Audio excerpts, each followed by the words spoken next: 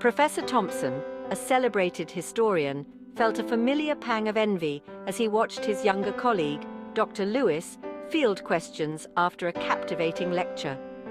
Lewis had just published a groundbreaking book, garnering international acclaim. Thompson, with decades of experience, had never achieved such widespread recognition. The success felt personal, a stark reminder of the ever-shifting sands of academia.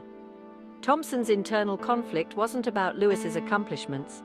It was the unsettling realization of his own shifting position within the unspoken hierarchy of the department.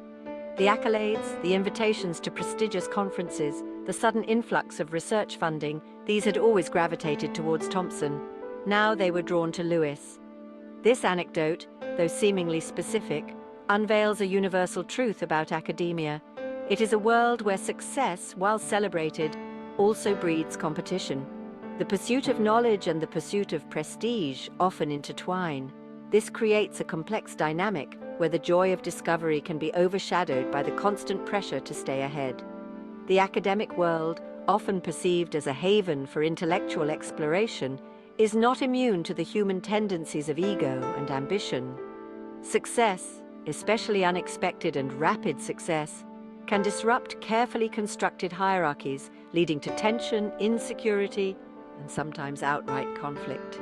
It begs the question, how do we navigate these complexities while fostering a spirit of collaboration and genuine intellectual growth? In the hallowed halls of universities, reputation is paramount. It's not merely about the number of publications or prestigious grants. It's about influence, recognition, and the power to shape the direction of your field. This currency of prestige is what academics work tirelessly to accumulate. Think of it like this: every published paper, every conference presentation, every research grant awarded is a badge of honor.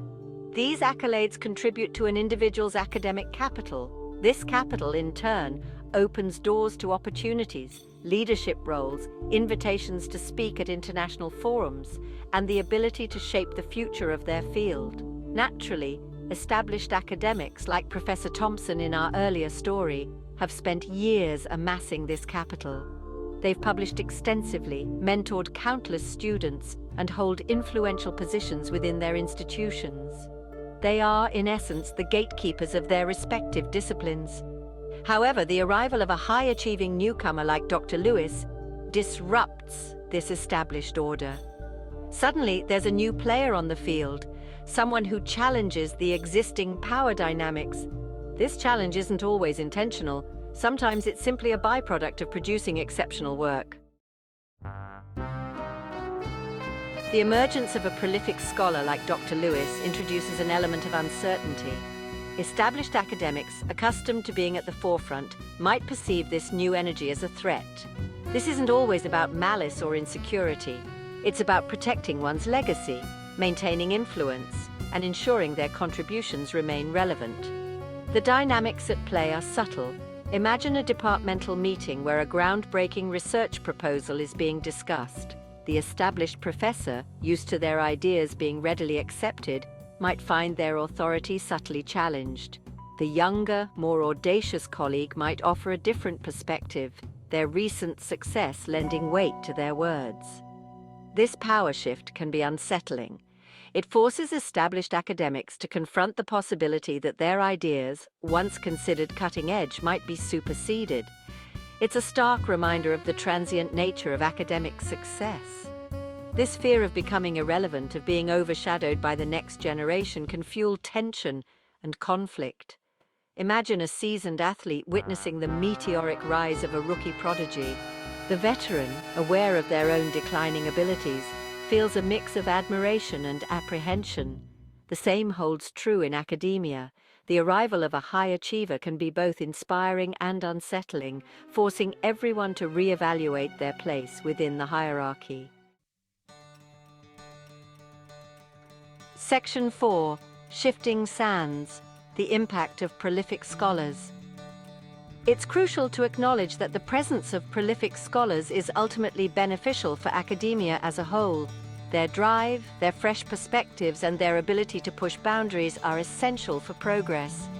They challenge the status quo, introduce new ideas, and force everyone to raise their game. Think of it as a game of chess. A new player with bold moves and unconventional strategies forces the grandmaster to rethink their approach. This can be frustrating, even unnerving for the experienced player. However, it also keeps them sharp, preventing stagnation. The challenge lies in navigating these power shifts in a way that fosters collaboration rather than conflict. Institutions have a crucial role to play in this regard. They need to create an environment where healthy competition is encouraged, but not at the expense of respect, mentorship, and collaboration.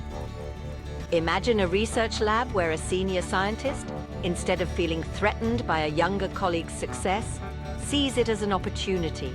They share their experience, their network, and their resources, guiding the younger scientist towards even greater achievements. This is the ideal scenario, a virtuous cycle where success breeds more success, benefiting everyone involved.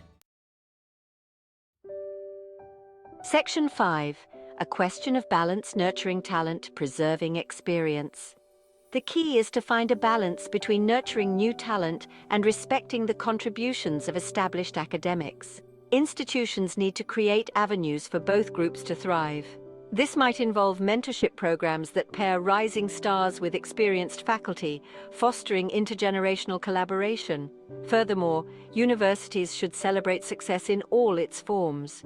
Recognition shouldn't be limited to high-profile publications and prestigious grants.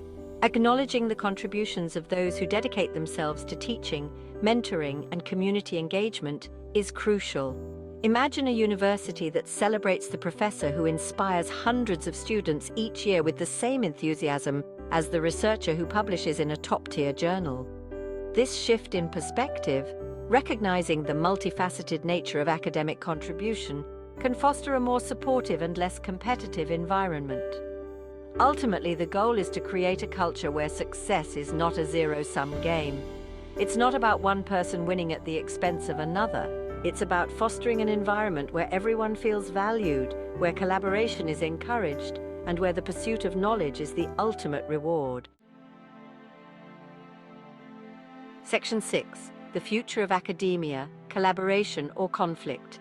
The future of academia hangs in the balance. Will it be a battleground where ego and ambition reign supreme, or a collaborative space where innovation thrives? The answer lies in our ability to acknowledge the complexities of academic competition while fostering a culture of mutual respect and support. Universities need to move away from metrics-driven evaluations that solely focus on publications and citations. Instead, they should adopt a more holistic approach that recognizes and rewards a diversity of contributions. This includes teaching excellence, mentorship, community engagement, and efforts to increase diversity and inclusion within academia. Imagine a world where a young, aspiring academic like Dr. Lewis doesn't have to threaten the established position of someone like Professor Thompson. Instead, imagine a world where their success is celebrated collectively, where their combined expertise pushes the boundaries of human knowledge. This is the future we should strive for. A future where academia is not a battleground for individual glory, but a fertile ground for collective advancement. A future where collaboration, not conflict, paves the way for groundbreaking discoveries and a deeper understanding of ourselves and the world around us.